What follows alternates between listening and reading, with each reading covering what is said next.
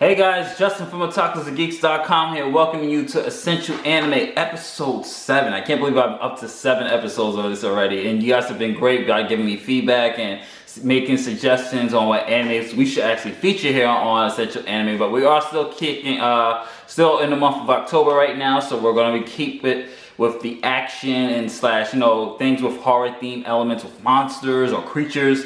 So we are going to go into this week with Wicked City and why you should have this in your anime. This is from the same director of Ninja Scroll, which I did the previous episode. So I wanted to keep the flow going, and he's just such a great director. And as always, here's a brief synopsis of the anime. Okay, there's an Earth, our familiar world, and then there's the Black World, a parallel dimension that very few people are aware of. For centuries, a pact between the worlds has been observed to maintain peace, and terms must be negotiated and renewed, soon to continue the relative harmony. This time around, there is a militant faction that will stop at nothing to prevent the signing of a new treaty of interdimensional peace. Two agents known as the Blackguards, defenders of the two worlds, are charged with ensuring that peace is still continued. And this is just a great, I love Wicked City. Love Wicked City. And once again, just like Ninja Scroll, it has an opening scene when it comes to introduction of the characters that just go, wow. And this one definitely has a wow. Gives a new term to spider sex. That's all I'm going to say. But yeah, Wicked City is just, it's really great. I absolutely love the brilliancy of this. This has a noir type of vibe to it, which I really did like. I love the way I'm not sure if it had like the same influence, not saying like storytelling wise, I'm not comparing it to Blade Runner. I'm just saying there's certain elements that I did pick up. This came out in 1992. There's certain elements that I did pick up when it comes to like the narration of the main character and the way he's telling the story. It kind of reminded me of the way the same beat, the beat and flow of Blade Runner, the original Blade Runner was, the theatrical cut. So Wicked City, definitely I would have to say this is essential anime just because the way the story is told. And once again, I'm always a guy about characters and character development and story. I think that's the most essential part for any anime. Besides the animation, of course, the animation has to look great, but just the way the story is, once again, we have two characters, male and female. They're at odds in the beginning, and that just seems to be the director's style and the way he likes to tell his stories.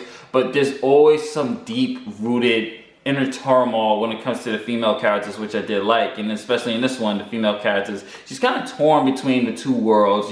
She kind of sides with the humans, she sympathizes with the humans, but she also has to side with the people in the other world, the parallel world as well. So she's always torn between that, and she always appears cold and calculating, and just seems to be emotionless until you start to realize why she is the way she is, and the layers get pulled back a little bit more, and you start to see, oh, okay, so this is why she's the way she is. And I really did love the way her character was written, and there is some, and unlike Ninja Scroll, there is some pretty good humor in Wicked City as well, even though it is a dark tale. It's like I like to think of it as a noir anime, just the way, because the narration is, and the way the feel of it is a detective story in certain aspects of it. You have to find out who the bad guy really is and why they're doing this, and what's going on. And there's a nice twist to it as well, which I did enjoy very much. There is this one perverted character, just the typical pervy old man character, which also has me laughing out loud all the time he's on screen.